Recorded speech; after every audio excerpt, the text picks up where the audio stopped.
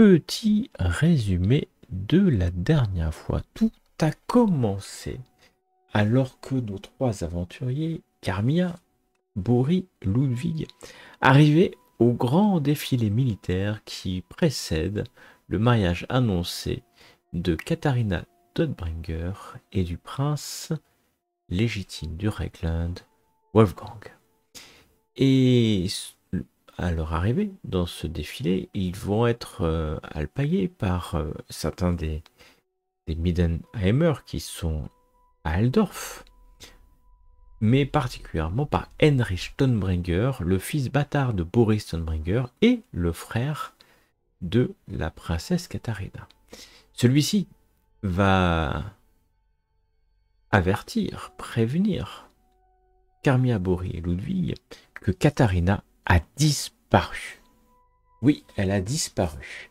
Et c'est en interrogeant Hildegarde, sa chaperonne, qu'ils vont se rendre compte que les derniers courriers qu'elle a reçus, ou le dernier courrier qu'elle a reçu, portait le parfum que Ludwig va reconnaître comme étant le parfum d'Emanuele Schlagen, l'ancienne concubine maîtresse de Boris Stonbringer et amie potentiellement de Katharina. Alors, l'enquête est relancée. Et donc, ils vont commencer leur enquête dans la cité impériale d'Aldorf, cette énorme cité cosmopolite où plus de 100 000 habitants résident aujourd'hui. Donc c'est comme chercher plutôt une aiguille dans une motte de foin. Mais c'est sans compter leur intelligence.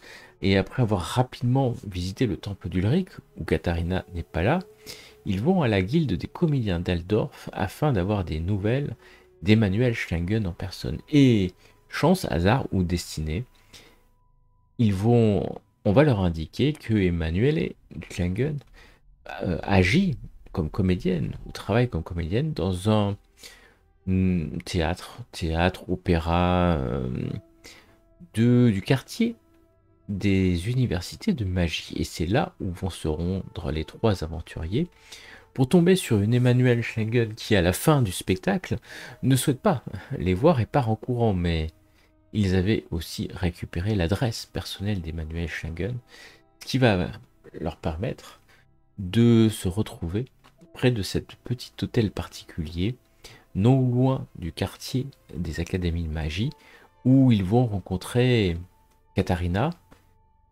un chevalier panthère qui la protège, Katharina qui s'est réfugiée chez son ancienne amie. Réfugiée pourquoi? Seule Carmilla va découvrir que Katharina, depuis l'expérience du loup blanc au rocher scintillant il y a quelques jours, même plus d'une dizaine de jours, commence à avoir des mutations sur ses bras. Et Katharina ne veut pas être mariée, et en tout cas subir le regard de son mari ou d'autres membres de la cour impériale si elle est mutante. Alors que Carmilla s'interroge sur la possibilité de laisser Katharina s'enfuir, ce n'est pas le point de vue de Ludwig. Et un débat commence alors que, étonnamment, la garde d'Aldorf est présente dans le coin avec quelques groupes, patrouilles, ce qui fait que la garde va entourer le bâtiment et l'hôtel particulier alors qu'ils n'ont pas été prévenus et vont annoncer qu'ils doivent arrêter tous les habitants ou les occupants actuels de cet hôtel particulier. Heureusement, Ludwig, Bori, Laurent de Bourges, le chevalier panthère qui est là, et Carmilla arrivent à négocier avec le sergent. Et finalement, du fait qu'il protège la Katharina, l'héritière et la princesse de Middenheim, ils peuvent retourner au manoir sans problème. La nuit va passer, Ludwig va interroger Heinrich sur ce qui s'est passé et comment ça va se passer dans la journée, alors qu'ils doivent se rendre, car ils sont des invités, aussi invités par les le groupe de Middenheim, ils sont invités à aller au défilé militaire. Au défilé militaire, ils vont prendre place sur une estrade assez loin de l'empereur qui va arriver chevauchant son griffon, mais suffisamment pour le voir et voir les plus grands nobles de la cour d'Aldorf se mêler à des nobles idiots de province et aux gens de Middenheim, ainsi que à différents grands prêtres des cultes réguliers et loyaux de l'Empire. Mais alors que cela va bientôt commencer, un moine, ou plutôt un prêtre de Sigmar ou moine de Sigmar, va s'asseoir à côté de Carmilla et le relever légèrement la tête pour s'identifier. Et l'homme s'approche, c'est bien de s'asseoir, Carmilla relève négligemment son capuchon de Sigmarite et tu le reconnais. Tu reconnais sa moustache. Oula. Tu reconnais ses cheveux noirs. Il porte le symbole de Sigmar. Ah bah oui, on avait dit que c'était le gars de... Oui. Tu le reconnais tout de suite, c'est Bors Cirque, qui est un prêtre de Ranald. Et tu vois que il a dû faire valider le vol du homme par les plus grandes instances de Ranald, mais qui n'existent pas en réalité, car Ranald n'est pas vraiment organisé.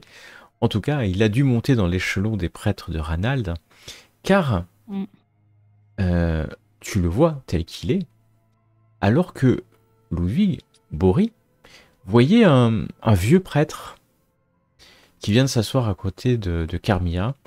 Il est chauve, hein, le prêtre que vous voyez, certainement âgé. Il porte les insignes certainement un prêtre d'une ville assez importante de l'Empire, près de Sigmar.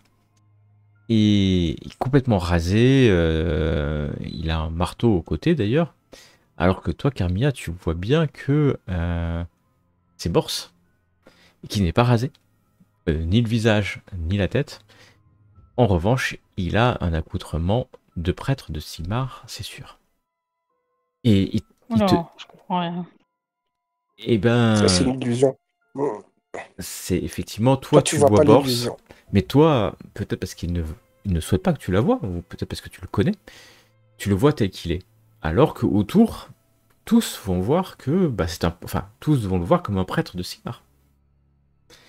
Donc c'est-à-dire crâne rasé, et puis un vieux prêtre de Sigmar. Comment on prononce son nom, Bors? Un noble vénérable. Ouais, Bors Cirque, ou Bors Cirque, ça dépend comment tu veux le prononcer, et je le mets dans le chat. Je prends l'air surpris. Enfin, non, je prends pas l'air surpris, je suis surprise. Hein. Ah. Je suis surprise de reconnaître Bors ici, et je dis, oh, mais cher prêtre, Bors. Vous m'avez reconnu. Voilà ici. Tu vois qu'il a un peu changé sa voix est plus... Comme s'il avait une voix un peu de vieillard. Ah, Carmilla, mon enfant. Vous avez changé. J'ai bien changé. Enchanté. Et il va vous saluer, Bori et Ludwig, en inclinant la tête et en faisant un signe de Sigmar avec ses doigts. On va le saluer tel un prêtre de Sigmar également. Hein. Mon père. Que nous aimons les nains. Que nous aimons les nains dans notre religion. Et il va te tapoter doucement sur la tête. C'est toujours un plaisir. Toujours un plaisir. Tu vois Carmilla qui sourit, Bors, alors que Bori, tu vois que l'homme est très sérieux. Hein, et qu'il en oublie peut-être toute convenance du fait de son grand âge. Ça doit être ça. C'est normal. Les témoignages d'affection entre notre race et les Sigmarites sont importants, quel que soit le lieu. Et on doit y attacher encore plus dans des moments comme aujourd'hui. L'unité de l'Empire avant tout. Ah oui, l'unité de l'Empire. Ma petite Carmilla. Alors, il doit être plus jeune que toi, hein, ou le même âge que toi, hein, quand même. Je ne vois pas ton cousin avec qui nous avions si bien discuté de la religion et de son application. Oui, malheureusement, feu notre cousin est mort au combat pour sauver justement l'Empire. J'étais avec lui évidemment et il a donné sa vie pour tous nous sauver. Ah ben, quelle triste nouvelle, quelle triste nouvelle. Et, et lui, c'est Ludwig, ton cousin Oui, dont c'est tu notre m'avais cousin. parlé. Oh, Ludwig, qu'est-ce que vous me semblez beau. Vous êtes ici, un peu comme le phénix des hôtes de ce bois.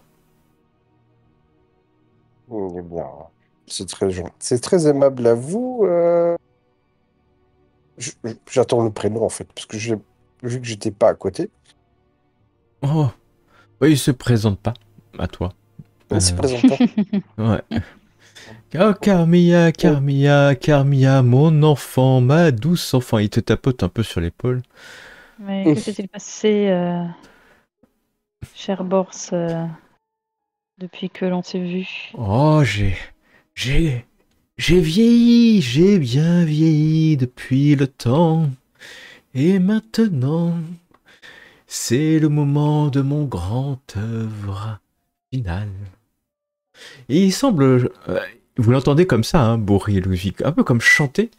C'est bizarre quand même, sa voix de vieux, mais c'est vraiment un vieux, hein, cette voix de vieux. Mais il a l'air de connaître parfaitement Carmilla. Alors, parfaitement en tout cas, il lui parle comme il s'y connaît et s'il la connaissait. Et tu seras surprise, mon enfant, quand tu vas forcément apprendre la nouvelle, mais tu sais que nous, Sigmarites, nous agissons avant tout pour la beauté de l'Empire.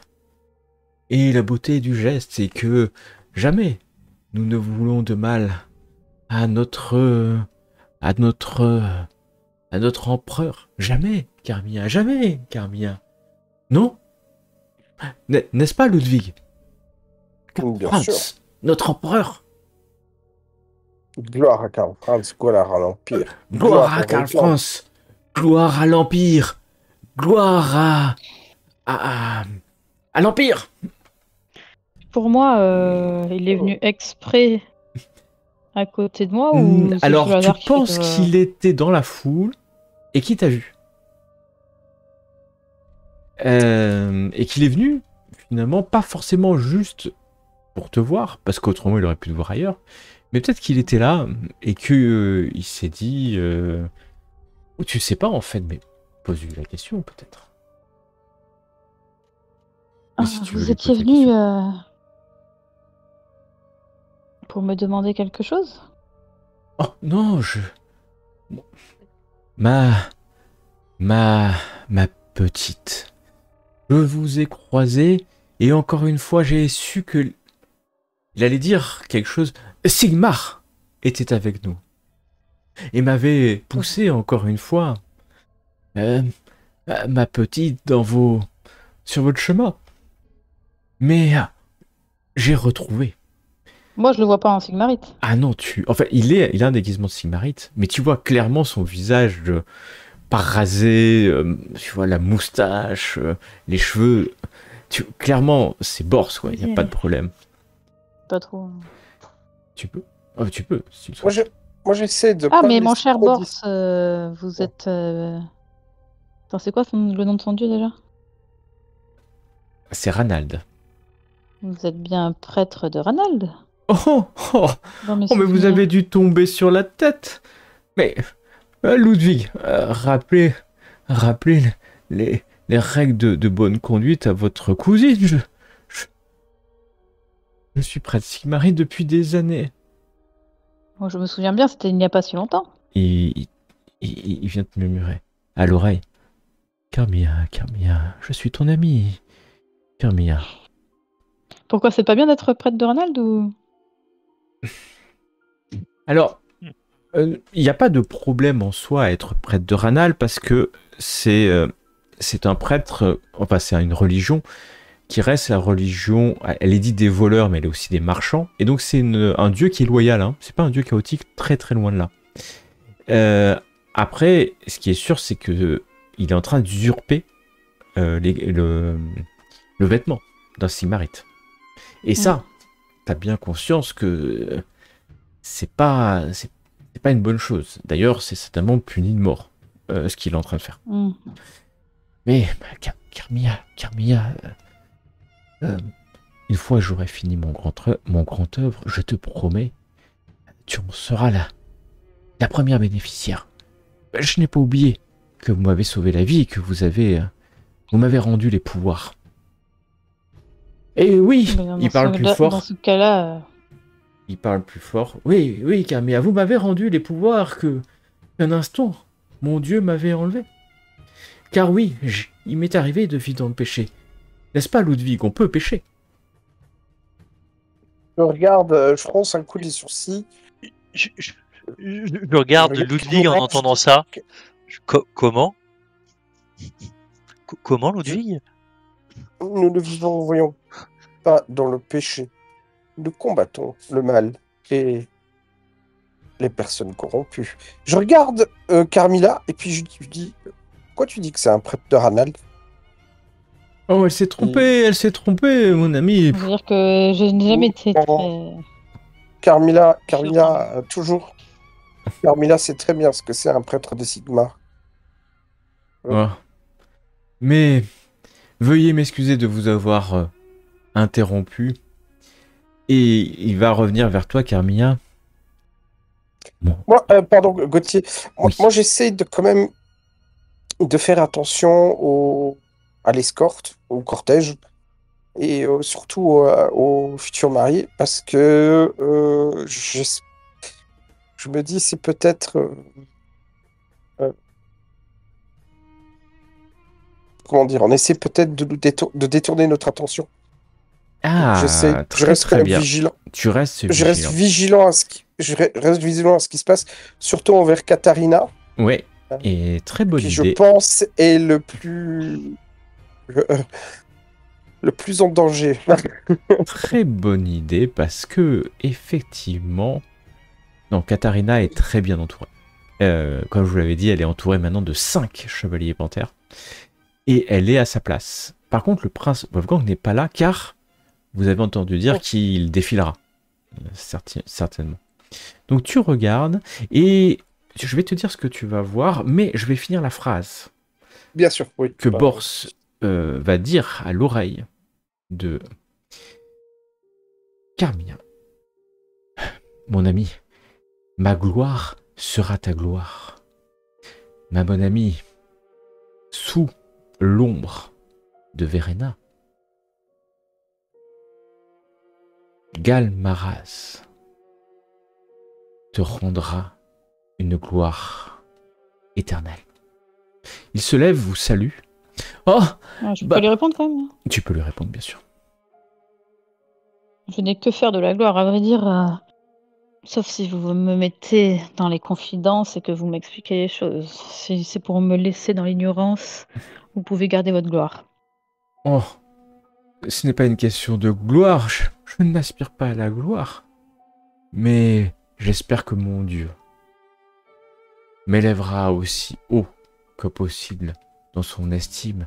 Car Sigmar est un Dieu juste. Et il va se saluer, et tu vas le voir partir dans la foule. Alors, il y a tellement de personnes qui va très vite un peu disparaître, même si tu peux le suivre, si tu le souhaites. Boris, je vais te demander un test de perception. Tu as pu entendre cette dernière phrase. Et donc, Boris, effectivement, 19 sur 46. Et bah, Boris, tu as complètement entendu la phrase qui a été dite.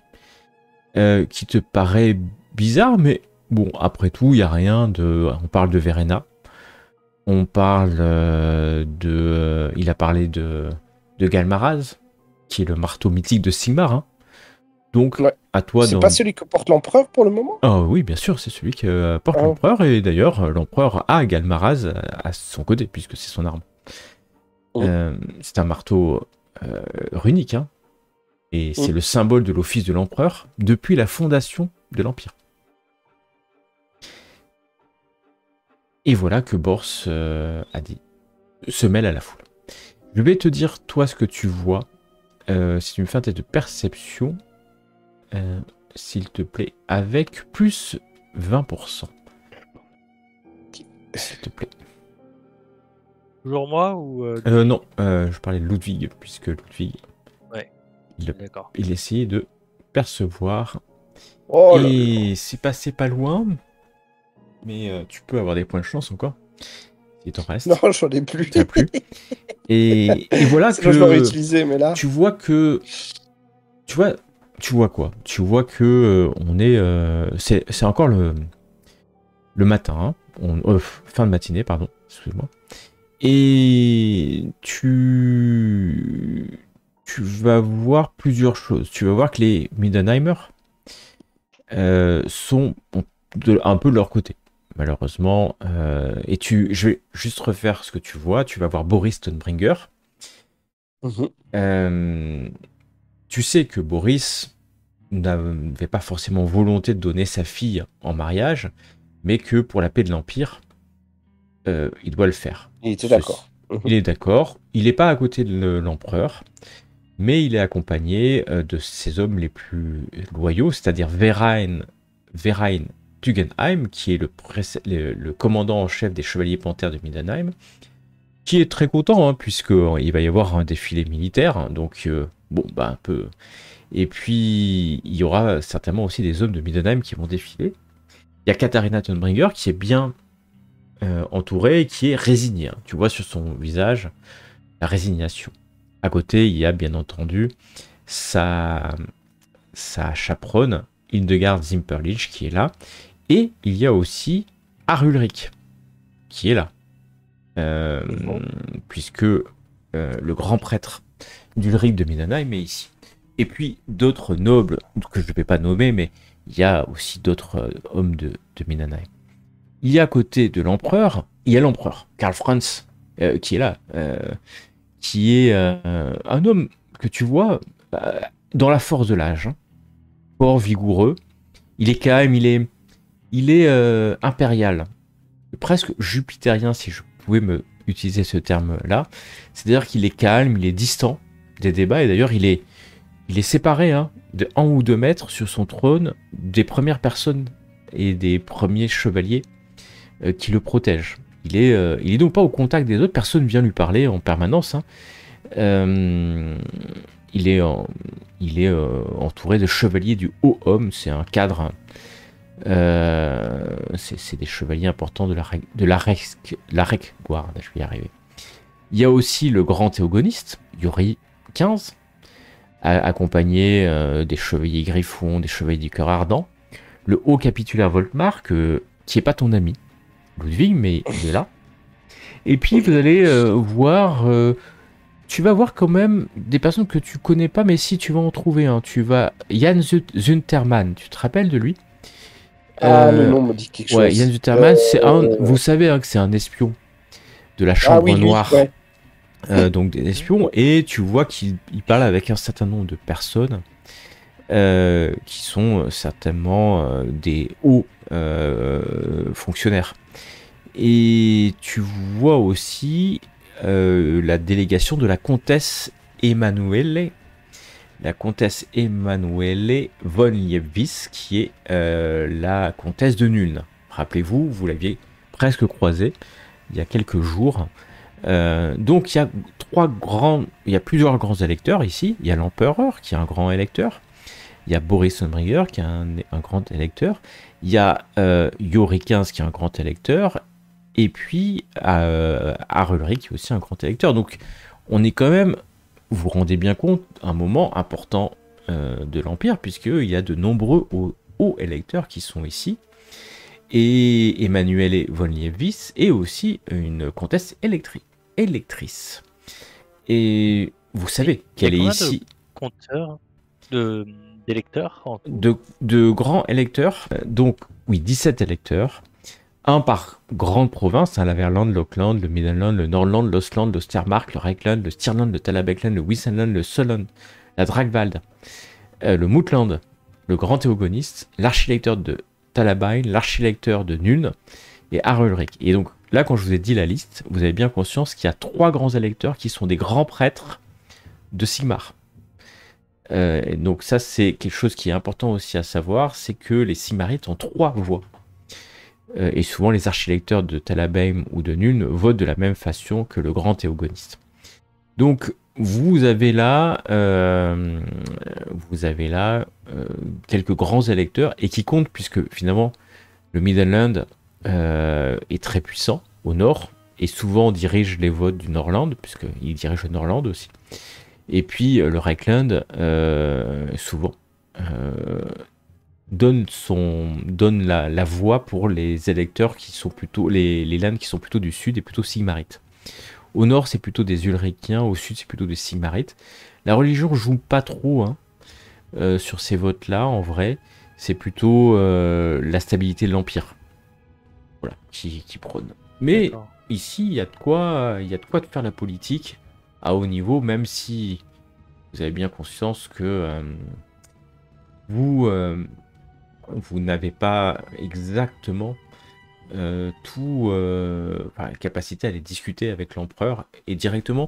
Boris, vous y avez accès directement. Il n'y a pas besoin. Maintenant, vous faites partie de sa cour. Par contre, les autres, un peu moins. Voilà qui tu as vu. Et à ce moment-là, nous allons avoir le début du défilé. Il est environ, comme je vous disais, milieu de la journée. Hein. Et tout va commencer par une première défilée qui est dirigée par le maréchal Kurt Elborg, qui est le maréchal, ce qu'on appelle les maréchals d'Empire. Hein. Et il est le grand maître de la puissante Reichsguard, et c'est aussi le commandant suprême des armées du Reichland et le plus grand général de l'Empire. C'est le bras droit de l'empereur sur les affaires militaires, certainement l'un des conseillers les plus fiables de Karl Franz. Et l'homme, le Reichsmarschall, va diriger le premier cortège. Hein. Et vous voyez qu'il brandit son croc runique à la tête de la section de commandement. Il est accompagné de porte-étendards à cheval autour de lui, qui portent les couleurs de l'empereur du Reichland, de Middenheim, du comte Tonbringer d'Aldorf, de la comtesse von Liebwitz et de Nuln, dans cet ordre-là exactement. Donc, c'est l'empereur, le Reichland, le Middenheim, Tonbringer après, Aldorf en avant-dernier et la comtesse en dernier. Donc ça donne un ordre de prédominance, c'est ça, voilà, assez intéressant. Et vous allez pouvoir voir tous les trois que Arulric se lève, et puis vous n'êtes pas très loin finalement, parce que vous êtes avec les Middenheimers, et vous pouvez l'entendre se lever et dire à Boris, ou un peu crier, quel affront! Quel affront! Nous sommes invités, nous aurions dû être les premiers. Et Boris va lui demander de se rasseoir. À ce moment-là, il va se tourner vers Karl Franz, l'empereur, et puis va s'incliner pour le saluer. Vous sentez une petite tension quand même. Même si, est-ce qu'il n'aurait pu être autrement que l'empereur soit en premier? Mais c'est peut-être la place du Reichland qui va embêter Arulric. Et voilà que le défilé va avancer. Oui. Pardon, Gauthier, j'ai pas compris c'est qui a rouspété maintenant. J'ai pas compris Qui a rouspété la scène en fait. C'est les troupes commencent à défiler, les troupes du Reichland commencent à défiler, alors que il est peut-être, ça a commencé depuis bien 20 minutes, vous voyez un homme qui va... Est-ce que vous m'en parlez de ce que vous avez entendu ou pas? Bah oui. Parce que, alors, si vous m'en parlez, moi je veux dire, c'est très étrange. Parce qu'à l'ombre de Verena, Verena représente la vérité. Représente peut-être même la réalité alors. À l'ombre, donc, sans qu'on voit la vérité, se cache le marteau. C'est ça qu'il a dit, c'est ça? Tu sais pas. n'as pas entendu exactement, puis les paroles s'envolent. Pardon. C'est un lien avec le marteau, effectivement. Bah là... Est-ce qu'il tenterait pas de voler le marteau? Pardon? Ouais, est-ce qu'il ne nous dirait pas que c'est un faux? Non, un prêtre de Sigmar. Peut-être. Tout. Prêtre de Non. Sigmar. Non, mais je dis, c'est ça. Est-ce que si tu me parles des prêtres de Ranald, moi je pense aux voleurs et je me dis putain, ils vont quand même pas chercher à voler le marteau quand même. Ouais, C'est Alors, au moment où tu dis ça, tu regardes c'est l'empereur pas et tu te dis que il n'est pas né celui qui peut celui qui y voler. arrivera, Ouais. bien sûr, mais je me dis c'est complètement mais je trouve ça totalement absurde. Je veux dire c'est C'est pas ce qu'il a dit Ouais, en en fait, plus, c'est hein, mais... inconcevable. J'avoue que j'ai un peu rien compris à ce qu'il m'a dit. Mais est-ce que tu leur dis que c'était un prêtre de Ranald? Oui, oui. D'accord, très bien. Vous avez l'info. Vous avez l'info. Mais pour alors, le moment, si je le revois, j'essaie de bien le surveiller le gars en tout cas. très bien. Parce que Là, pour l'instant, tu ne parce qu'il le revois pas, mais tu usurpe, vois notre ordre. Exact. Ah bah en plus, ouais. Entendu, Ludwig, on surveille tous les prêtres de Sigmar qui passent dans le Non, coin. pas tous, mais lui, je le Mais surveille si je le trouve. Carmilla, est-ce que tu leur dis que cet homme vous a aidé? Oui, Dans non, le passé. mais je raconte l'histoire. Ouais, tu hein, connais. pendant Bah, de que toute je lâche façon, pas. Ludwig, Ah. tu connais l'histoire de Bors, hein, puisqu'ils te l'ont Ah. raconté. On me l'avait raconté il y a des mois. Je me rappelle plus. Alors que tu te poses la question sur Bors, c'est que vous remémorez l'aventure que vous aviez eue ensemble à Middenheim. Voilà que vous voyez plusieurs personnes autour de l'empereur, pardon. Il y a bien entendu Boris Stonebringer, pardon, pas Boris, mais Boris, vous êtes pas loin, t'es pas loin non plus.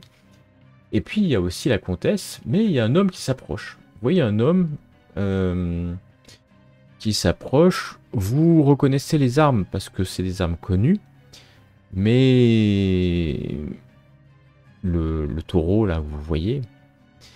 Et l'homme va essayer de s'approcher de l'empereur, mais vous voyez qu'il va être quelque part pas rabroué, mais en fait il va pas pouvoir s'approcher de l'empereur. L'homme râle quelques instants, mais finalement face à la garde rapprochée à la garde rapprochée de Karl Franz, il va descendre, puis il va venir finalement, il râle et puis il redescend, passant pas très loin de vous, et il râle en disant, mais avec tout ce que j'ai fait pour lui, et puis il va aller s'asseoir un peu plus bas. Ça Mais c'est pas possible, c'est tous des divas ici. Pardon. Exactement, c'est ce que tu dis, alors que le défilé a commencé. La comtesse, cette fois-ci, la comtesse Emmanuelle, que je vous avais jamais peut-être montré, mais que je vais vous montrer. Si, tu nous l'as montré, Voilà. parce on était tous là en mode oh, Non, tu étais là. comment ça voilà. Et alors, Attends. la comtesse Emmanuelle, elle est extrêmement connue parce que elle est la maîtresse de Nuln. Elle organise des fêtes dont tout l'Empire parle, mêlant la décadence de Nuln, la richesse des terres du Sud, et puis l'exotisme de personnes qui viennent du monde entier, au dehors même des frontières de l'Empire. Et donc, Emmanuelle von Liebnitz est connue pour ses fêtes. Alors, elle a eu, même assez récemment, vous aurez pu entendre ça, Elle a eu des démêlés, ou en tout cas sa filleule a eu des démêlés avec la justice, puisque on l'a accusé d'avoir assassiné quelqu'un lors d'un de ses fameux dîners. Bon, la justice n'a pas encore été forcément rendue, mais vous savez bien que ce n'est certainement pas quelqu'un qui... Elle est dans la diplomatie, mais certainement, elle fait certainement pas dans la dentelle quand il y a besoin de défendre ses prérogatives. En tout cas, alors que les troupes passent, elle s'approche de Boris et de Karl Franz, et puis elle parle assez haut hein, pour que tout le monde puisse l'entendre. Ah, quelle réunion! Cela me rappelle un peu l'événement que votre père, et elle s'adresse à Karl Franz, a organisé pour votre 16e anniversaire, votre majesté. Et l'empereur va sourire et hocher, voilà, va acquiescer de la tête. Et vous voyez un grand sourire sur le visage d'Emanuele von Liebwitz qui va se rasseoir à sa place. À GRP, ils ont passé un bon moment. C'est ce que tu dis à tes compagnons. J'ai dit à GRP. Si tu le veux. Mon perso n'y pense même pas. Ouais.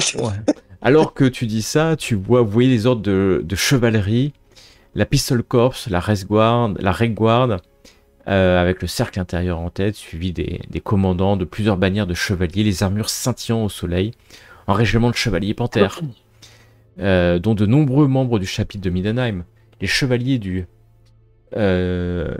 soleil flamboyant aussi, ont envoyé des chevaliers pour accomplir leur devoir envers l'empereur, et des régiments de pistoliers qui viennent, venus de Nuln, de Middenheim et du Regland, donc des hommes qui manient la poudre noire. Et d'ailleurs, alors qu'ils passent devant vous, ils vont tirer en l'air, effrayant certains chevaux de Middenheim, peu habitués à ces canonnades. Mais vous vous rendez compte qu'il y a beaucoup de Reiklanders, et qu'on met en avant finalement la puissance du Reikland présentement dans ce défilé. La foule autour de vous applaudit. Tugenheim, Veren Tugenheim, maître commandeur des Chevaliers Panthères, est enthousiaste. Vous voyez se lever et applaudir à chaque fois, quelle que soit finalement l'origine des troupes qui passent ici. Mais vous voyez que certains parlent entre eux. Vous voyez que beaucoup en fait regardent mais se parlent, se parlent. Certainement il y a le chancelier là de l'Empire. Alors je sais pas si vous le connaissez, le chancelier de l'Empire, mais je vais vous le présenter, car après tout c'est le chancelier de l'Empire. Celui de Middenheim. Ouais. Comment il réagit l'empereur à chaque fois? Il n'y a que vers la comtesse Emmanuelle où il a été un peu plus... Il a même pas parlé, hein. Ah. Il a juste acquiescé, il a souri, il a acquiescé. Oui, acquiescé. Et vis-à-vis des autres, il fait quoi? Il reste stoïque? Il ne parle pas, hein. Il ne parle pas, il reste dans son cercle en fait, assez protégé. Est-ce que c'est dans les habitudes de l'empereur, dans les rumeurs que je connais de lui, je ne le connais pas personnellement, mais... Tu sais pas, mais c'est l'empereur. D'accord. Et en plus, si on est en public, tu imagines qu'il va pas... Voilà. Tu le connais pas personnellement, Karl Franz, donc tu sais pas trop... Ah oui, bien sûr. C'est sur ses habitudes. En tout cas, je peux vous présenter Immanuel Ferrand Holzwitz Schlisten, qui est le chancelier. Donc c'est l'équivalent de Spartam à Middenheim, mais c'est le chancelier, donc le conseiller le plus proche de l'empereur. Mais passons, l'homme est important, mais présentement vous avez bien d'autres hommes importants, alors que Katharina va finir par vous faire signe, tous les trois, de vous approcher. Katharina, que vous connaissez. Est-ce que vous levez pour la rejoindre? Bah oui. Bon, avant de se lever, je m'assure quand même que c'est pas désobligeant.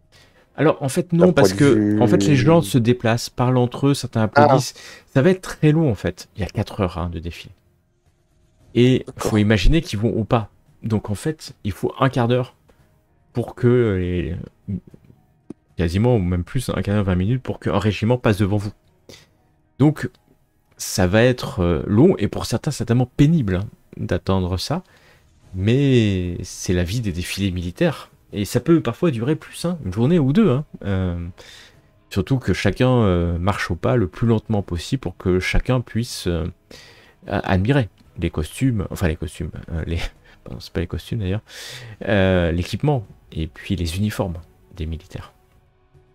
Et d'ailleurs, alors que vous approchez de Katharina, vous saviez, mais qu'autour des plus nobles, il y a des serviteurs qui font le tour avec des coupes de vin, de la nourriture. Donc, en fait, on va boire et on va manger tout en regardant les militaires.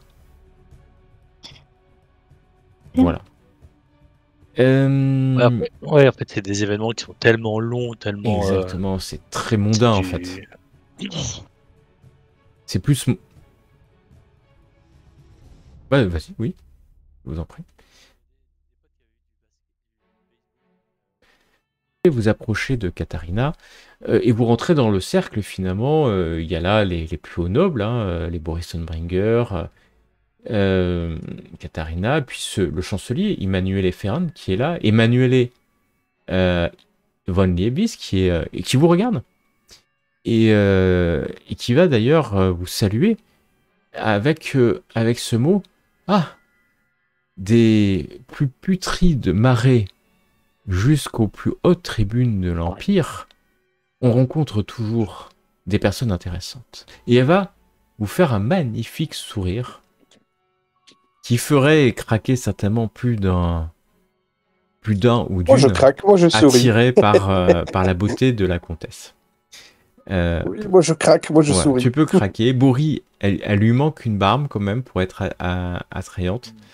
Un peu grande quand même. Hein. Voilà. Et, Pas assez trapu. et- Comtesse, vous nous faites honneur de votre présence. Je m'incline un peu. Ah, Déjà. tu fais ça. Oh. Je vois que vous avez assez de courage pour me parler. C'est rare pour elle noter. Elle s'approche de vous trois. Vous, si je me trompe pas, vous êtes Carmilla, grande veneuse de Middenheim. Tout à fait, enchanté. On m'a dit le plus grand bien de vous. Bien, j'en suis ravie. Oui. À l'occasion. Quand tout cela sera fini, n'hésitez pas à venir me visiter à Nune et nous ferons un tournoi d'archerie dont j'espère vous serez la plus grande gagnante. Je n'en doute pas, à vrai dire. Mhm. Je n'ai pas encore trouvé quelqu'un qui puisse me battre. Oh, elle sourit d'autant plus. Attends. Elle sourit d'autant plus, elle s'approche de toi. Moi je fais le sourire, je suis fier de ma cousine. Oh, tu fais ça. J'adore ça. Si vous n'avez plus d'employeur, sachez que moi, la comtesse de Nune, vous embaucherai à l'instant même où vous le désirez. Et elle semble sincère. Hein. D'ailleurs, je pense qu'elle est plus que semble, elle est sincère quand elle te dit ça. Et elle te regarde presque avec un sourire d'admiration. Car elle doit savoir que tu as battu à l'arc un elfe. Et d'ailleurs, elle cherche sur toi. Alors, je suis pas sûr que tu aies ton arc elfique sur toi, mais tu peux l'avoir après tout, puisque c'est un défilé militaire. Elle cherche l'arme. L'arc elfique. Tu sais que c'est extrêmement rare. Et qu'il est donné à peu d'humains d'en toucher. Et d'avoir le droit surtout de l'utiliser. Et au moment où vous parlez, d'un coup, il y a... Allez hop, c'est qui? C'est Yann. Yann Zuterman. Yann Zuterman rentre dans la conversation. Ah, il ne parle pas du tout à la comtesse, parce qu'il n'a pas le droit de s'adresser à elle tant qu'elle ne lui a pas parlé. Et il dit simplement... quel plaisir! Les meilleurs hommes de main de Boris Stonbringer.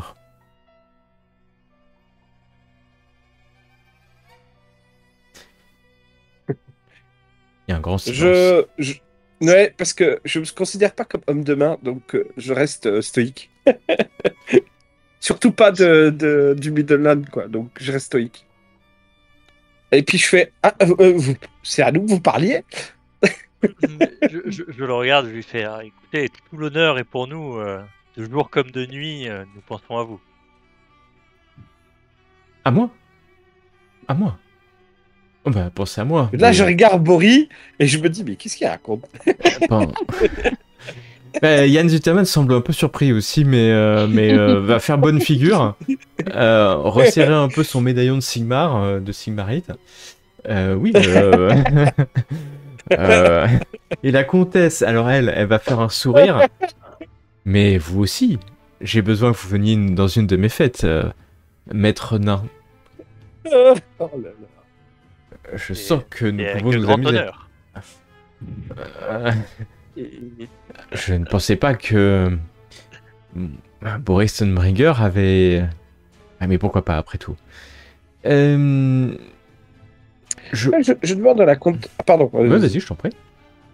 Je disais, nous avons rencontré un Ulinien fort sympathique lorsque nous étions au Middenland. Vous connaissiez peut-être Les Nuliens, tous les le- Nuliens sont sympathiques. le physicien Pavarotti. Pavarotti. Mais ce n'est pas un nom de nul, ça, c'est un nom de Tillet, non? Il me semblait qu'il venait de nul. Je peux me tromper peut-être. Je regarde Katharina. Il était de Tillet.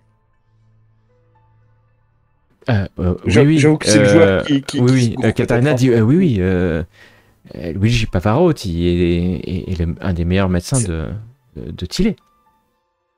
Ah, c'était de Tillet. Oh, veuillez m'excuser. Je Et vais m'excuser pour la. la comtesse te regarde, je vous trouble. Oui, j'essaie de voir. Je vous j'essaie de- trouble. Ça doit être ça. D'accord, elle réagit comme ça. Donc je la regarde, je fais ah. Qu'est-ce qu'il y a? Prends un air gêné. Je prends un air gêné, je fais.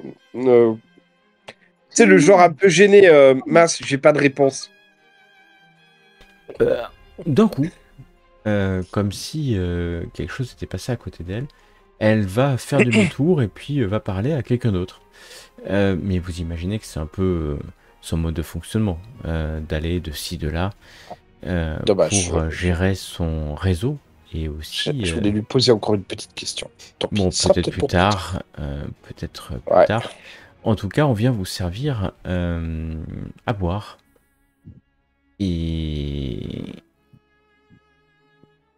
Et c'est pas mal si vous essayez de boire. Quand Yann, finalement, qui reste avec vous, bah, va s'approcher de Volkmar, qui est ici. Donc, Volkmar, vous le connaissez. Hein. Volkmar, c'est un des grands capitulaires. Et effectivement, il est toujours aussi sombre qu'à son habitude. Il te regarde bizarrement, Ludwig. Mais bon, Il est peut-être amoureux. Hein. ça doit pas être Je- exactement ça. Il Je le salue humblement. il te salue humblement et Yann s'approche de Arurik et de Volkmar. Et puis, Gentleman va dire, j'ai assez fort pour vous entendre, hein. J'ai appris que ces trois personnes, et il va tendre le doigt vers vous en parlant à Volkmar et puis à Ulrich, ont démasqué certains adeptes des puissances de la ruine à Middenheim, n'est-ce pas? Ah, moi j'acquiesce. Oh, alors là. T'acquiesces? Nous n'avons fait que notre devoir. Ah, Le chaos ne connaît que la défaite face à moi. Je bombe un peu le torse. à Ah, mais Ulrich, j'en profite, hein. C'est l'endroit idéal. c'est l'endroit idéal pour bomber le torse. Et tu bombes le torse. Tu vois que Volkmar te regarde. Il peut pas dire grand chose. Hein. T'es là, tu bombes le torse. Alors qu'Arulrich dit oui, même si nous savons tous que le mal est venu en grande partie parce que des Sigmarites sont venus s'installer dans la cité. Et là, il va te regarder, lui. Arulric me regarde ou Ah ouais, il te c'est regarde qui quand me il dit regarde des Sigmarites, c'est Arulrich qui te regarde. Je le regarde. Je regarde le sol. Et il ne faut pas croire toutes les rumeurs. Grand Ulrich. Et je le fais dans un ton pas menaçant, hein, mais dans un ton un peu genre triste un peu et je me fais une petite révérence parce que voilà, je le respecte après tout, malgré ce qu'il est. Il peut être con, mais il a sa position. Il a quand même, ouais, il a quand même une certaine position. Pendant ce temps, c'est les espadons de Carobourg qui dirigent l'infanterie, portant leurs épées à deux mains sur leur épaule. Et puis, à ce moment-là, c'est bien les espadons de Carobourg. Vous entendez un murmure. Un murmure dans la foule et autour de vous. Les nobles se retournent aussi. Vous voyez exactement. Vous voyez Volkmar, Yori, qui se lève d'un bond et qui regarde le graphe avec une certaine colère. Et vous voyez la bannière. Il y a quelqu'un d'ailleurs qui dit mais n'est-ce pas la bannière que Middenheim a gagnée à Carobourg? Mais comment l'ont-ils récupérée? C'est la bannière qu'on a rapportée. C'est la bannière que tu as Ouais. rapportée à Wolfgang. C'est la bannière de Carobourg qu'il a certainement donnée au régiment d'espadons de Carobourg. Et c'est vrai qu'il y a des murmures. Il y a des murmures dans l'assemblée. Et vous voyez qu'Arulric fulmine un peu, alors que Boris Thornbringer reste stoïque face à ça, ne disant pas grand-chose. Bien entendu.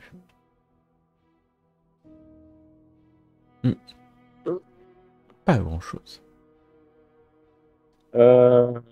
J'essaie un petit peu d'apaiser un peu les colères, les tensions. En tout cas, je fais de mon mieux de ce que je peux. T'essayes de discuter. Est-ce que, ok, tu parles pour un peu distraire la tension. Certains vont Oui, commencer à te regarder. J'essaie un petit peu de distraire un petit peu et puis en fait un petit peu de comment dire ça, de vanter les mérites Vente tes mérites. des Middenlander et des Carreaux. À chaque fois, tu te mets au milieu. Un jour, il faudra choisir ton camp, peut-être. Mais tu commences à... Ah, mais je resterai toujours neutre dans le temps. Je serai toujours du Reikland, quoi qu'il arrive. Voilà, tu commences Mais- à parler de ça. En fait, on t'écoute sans vraiment t'écouter. Boris, mais on t'écoute.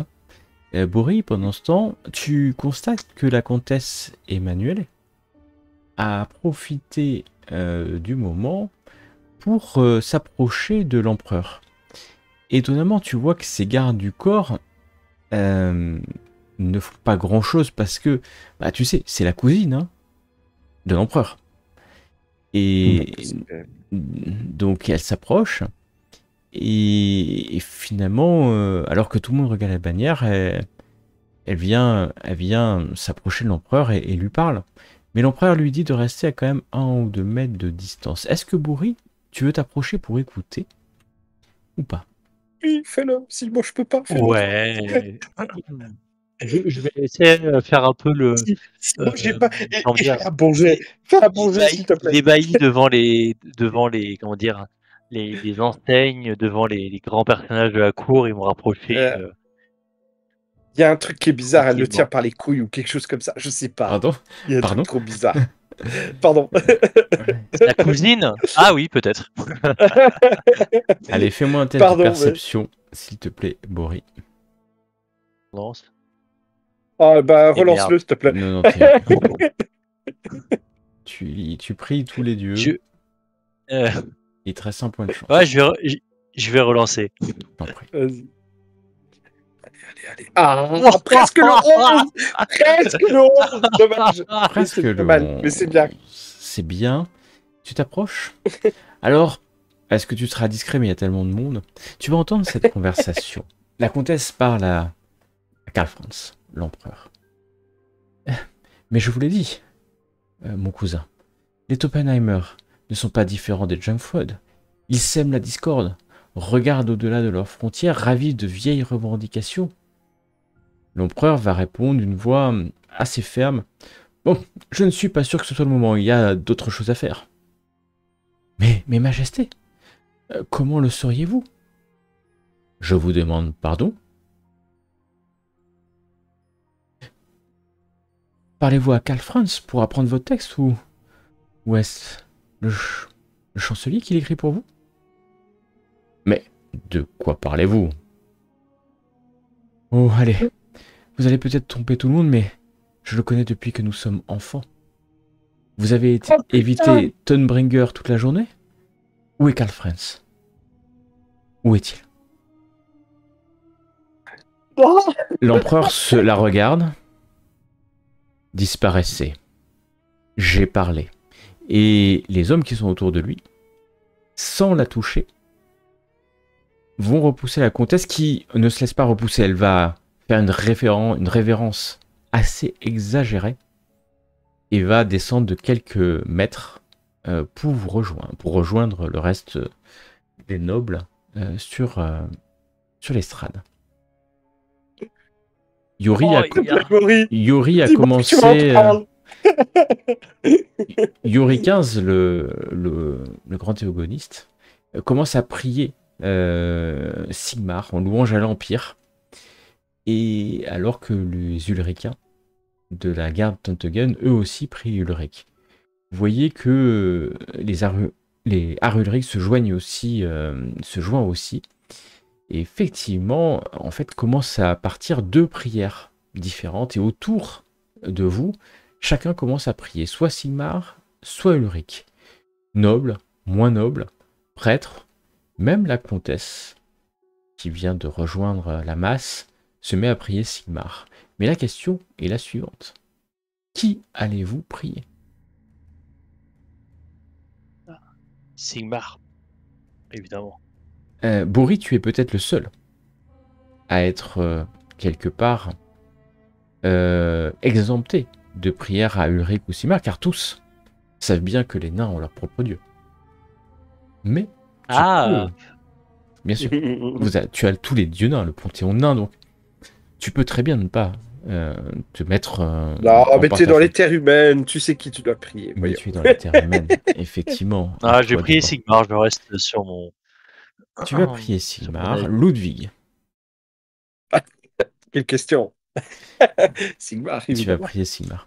Et nous attendons de voir qui va prier Carmilla. La suite, la prochaine fois.